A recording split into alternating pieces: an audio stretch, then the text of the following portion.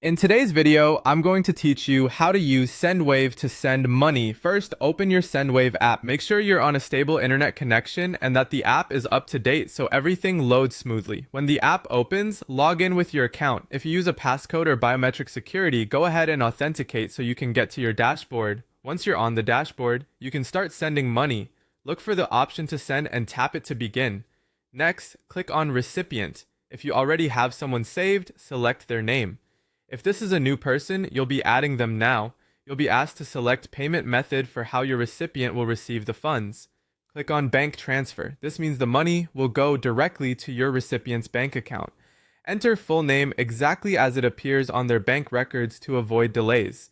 Then enter mobile number. This is used for notifications and sometimes for verification. Retype mobile number to confirm you didn't mistype it. When everything looks correct, click on save to add this recipient to your list. You'll now see a summary to proceed. Click on continue to send. This takes you to the funding side, how you will pay for the transfer. If you haven't added one yet, add a payment method. For most people, the quickest option is to click on debit or credit card. Enter card details carefully, including the card number, expiration date, and security code. Then enter billing address, zip code, city, and state exactly as they appear on your bank statement. Matching this information helps prevent declines and keeps your account secure. When finished, click on Continue. You may now have more than one funding option available. Choose payment method if you see multiple cards or options listed, and select the one you want to use for this transfer. Then click on Continue to send.